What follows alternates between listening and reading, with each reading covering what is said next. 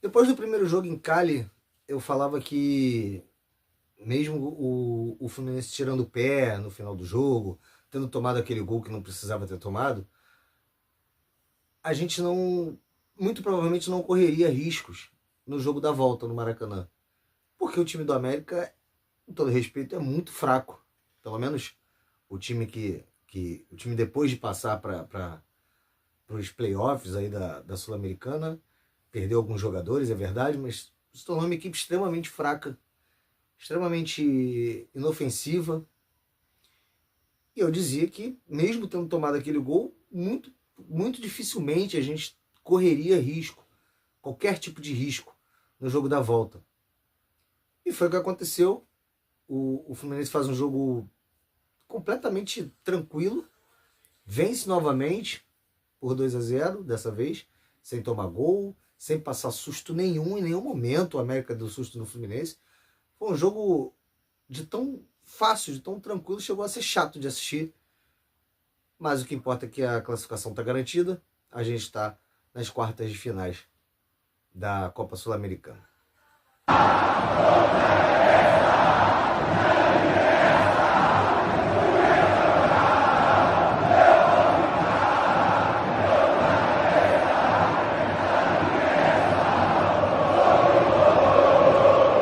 Saudações tricolores, verde, branco e granada. Eu sou o Beto Serra. Nós somos o Trio Raiz. Hoje vamos falar rápido de Fluminense 2, América de Cali 0. Jogo válido pela segunda partida aí, segunda mão, né, das oitavas de finais da Copa Sul-Americana 2025. O Fluminense está classificado para as quartas. Muita tranquilidade, né?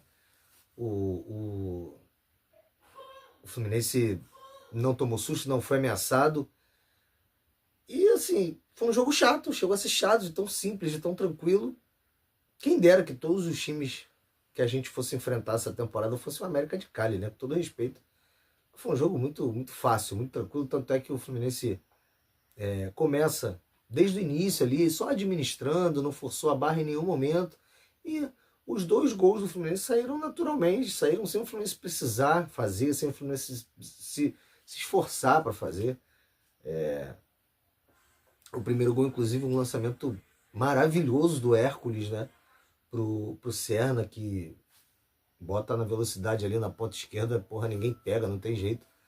E aí ele dá um corte para dentro, chutando contra pé do goleiro. Gol muito bonito, de muita inteligência do Serna, que já tinha se enrolado com a bola antes de fazer esse gol. Falei, cara, o Serna é muito sem cérebro mesmo, né? Mas ele mostrou inteligência nesse gol, além de categoria, habilidade, qualificação para isso. Depois, aquele tombo que ele tomou, a gente tinha que falar também, né? Antes de sair, que tombo escroto, né? Mas fez uma partida muito boa o Serna mais uma vez. Ele vem tendo regularidade em campo, tanto é que vem sendo escalado. Acho que hoje não tenho que discutir sobre ele ser titular. Então acho que ele justamente ele tá vem sendo escalado, vem fazendo bons jogos e vem ajudando muito o time do Fluminense. O segundo gol é do Martinelli, já no segundo tempo, né? Um gol muito bonito também, de uma boa jogada do Canóbio, que jogou bem mais uma vez. Canóbio participou muito taticamente, como sempre. Você via Canóbio lá na defesa o tempo todo. E eu reclamo muito quando é o centroavante que vai para a defesa o tempo todo. Mas os pontas, principalmente o Canóbio, tem essa característica de marcar bem também, é importante ele estar, ele ter essa disposição para fazer esse tipo de marcação. Então, por várias vezes eu vi Canóbio lá na defesa, ajudando lá na defesa, e também no ataque. Fez uma partida muito boa hoje também, mas a partida boa do Canóbio normalmente é taticamente. Hoje ele foi mais incisivo, ele na semana passada já tinha feito gol, e hoje ele até tentou, mas foi mais importante mais uma vez taticamente, e deu um belo passo para o Martinelli, que fez um belo gol também. Vem fazendo uma temporada muito boa, né, o Martinelli, 2025, e com justiça. E, cara, o Fluminense passou o jogo todo, fez 2 gols porque tinha que fazer. mas não se esforçou para isso. Passou o jogo todo administrando uma vantagem que já foi construída no primeiro jogo, e o Mauro Betti, na transmissão do SBT, falou muito bem. O América de Cali administrou maravilhosamente bem a desvantagem que tinha, porque parecia que nenhum dos dois precisava vencer. O Fluminense realmente não precisava, mas o América precisava e parecia que não, porque tocava bola, não forçava nada. Eu acho que o América jogou com muito mais com medo de tomar uma goleada, uma enfiada histórica, do que com coragem para tentar alguma coisa contra o Fluminense. A impressão que eu tenho é que eles já entraram em campo achando que só um milagre resolveria a vida deles. Eu também acho. Tanto é que depois do primeiro jogo eu falo que mesmo a gente tomando gol, não acreditava que a gente ia se complicar nesse jogo. Mas eles não podiam achar, né? Se eu tivesse fazendo aí um vídeo pro trio Raiz de Cali, eu ia estar muito puto, porque, cara, é lógico que você não quer tomar uma enfiada, mas você precisando do resultado, precisando de pelo menos um gol, de vencer por um gol de diferença, para no mínimo levar o jogo para os pênaltis, você tem que agredir, você tem que agir. E o América não agiu em momento nenhum. O Fábio não fez nenhuma defesa difícil, o América em momento nenhum assustou. Então, o que eu falava na semana passada, graças a Deus confirmou. Que bom que eu acertei dessa vez, que a gente não correu risco nenhum. A gente poderia ter feito até mais gol, mas nem precisava forçar também, como não precisou forçar para fazer os dois. Acho que o time todo teve uma boa atuação, uma atuação segura, uma atuação tranquila. Se for para destacar alguém que eu não gostei, eu destaco o Freitas, porque, cara, é incrível a quantidade de passe bobo que ele erra, né? Quando ele tenta forçar um passe, ele erra. Quando ele dá um passe curto, ele erra. É que um jogo tão fácil, tão tranquilo como esse, dificilmente se destaca. Alguém vai se destacar com erro quando esse erro não resolve, não se transforma em um gol adversário. Por exemplo, se o Freitas erra um passe que sai um gol dos caras, ia ficar muito evidente, muito claro. Mas não, os erros foram erros de passe normais, como o Freitas sempre erra todo jogo, mas que não custaram nada, não custaram um gol do adversário, não custaram nada. Mas ele, mais uma vez, errou muita coisa. Eu continuo não gostando dele, enfim. Mas, de resto, todo mundo fez uma atuação tranquila, uma atuação segura. O destaque é sim pro Serna, pelo gol, pela jogada, pelas jogadas, né? Tanto é que ele saiu muito ovacionado de campo, muito também pelo tombo que ele levou, tombo ridículo que ele levou, mas a galera mostrou que tá com ele, a galera mostrou que ele tá merecendo, ele tem merecido sim essas oportunidades, e que tanto é que gritou até para ele, a música que cantava pro Arias agora tá gritando para ele, cantando para ele. Eu acho muito justo pelo que ele tem se empenhado e pelo que ele tem apresentado, pelo que ele tem performado e mostrado e entregado ao Fluminense. Não vi mais ninguém que tentou. Acho que o René também erra muita coisa ali, mas também não fez uma partida insegura, não. Também difícil, como eu falei, difícil você numa partida tão tranquila dessa, você destacar alguém negativamente. Eu queria que viesse fazer pós-jogo de todos os jogos assim, sem destacar ninguém negativamente, falando que foi uma vitória tranquila, uma vitória fácil, uma vitória chata. Queria muito. Acho que tem problema da escalação do Lima, né? Que mais uma vez ele entra com o Lima de titular.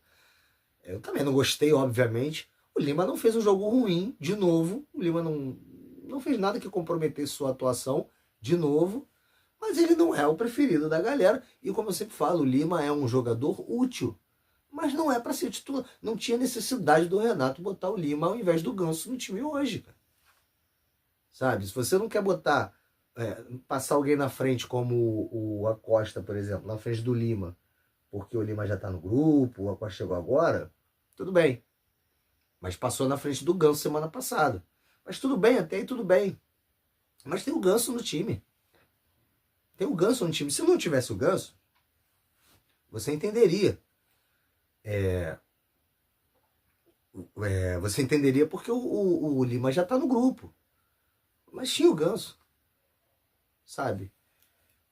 assim, eu não sei se é porque ele vem com dois volantes mais ofensivos, que é Hércules e Martinelli, aí não sei, para proteger talvez um pouco mais os dois volantes.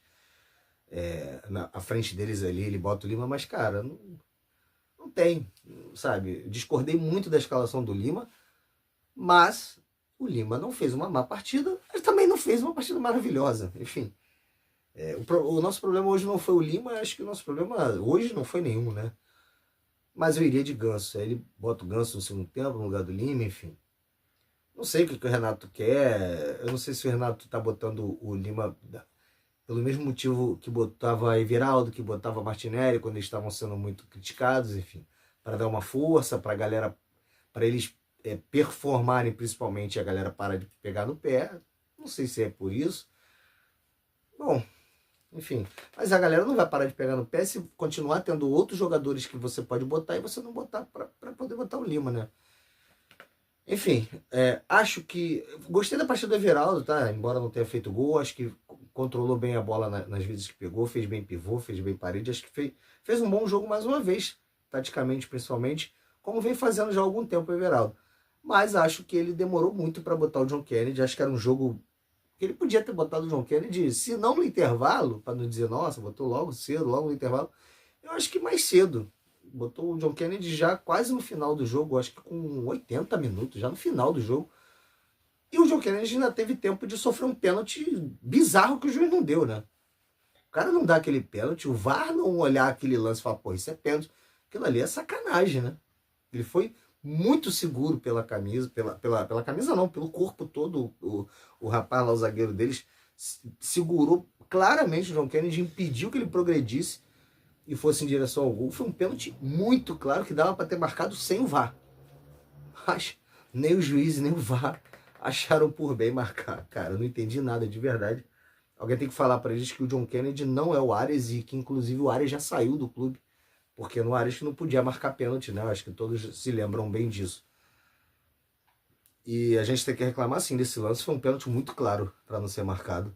Mesmo quando a gente ganha, cara, não dá pra gente ficar calado, né? O futebol, mesmo a arbitragem não sendo profissional, que até hoje se a arbitragem não é profissional, é por algum motivo escuso, né? Não é possível. Mas o futebol é profissional, e no futebol profissional um pênalti desse não ser marcado é bizarro. Bom, acho que não tem muito o que se falar, né, cara? Foi um jogo, cara, muito, muito tranquilo. Que bom que foi um jogo muito tranquilo. Fiquei com sono assistindo, e que bom, porque isso significa que a gente não passou perrengue, não passou sufoco, e em nenhum momento a gente teve a nossa classificação ameaçada, e eu já imaginava que isso fosse acontecer. A gente está nas quartas de finais, a gente pega aí o vencedor de Lanús ou Central Córdoba, se eu não me engano. O Lanús, o Central Córdoba está com vantagem, acho, de um gol. E o jogo vai ser na Argentina, vai ser em Lanús. O jogo é quinta-feira, acho que 9h30 da noite. Provavelmente eu não vou assistir esse jogo, porque eu não assisto mesmo jogo de ninguém.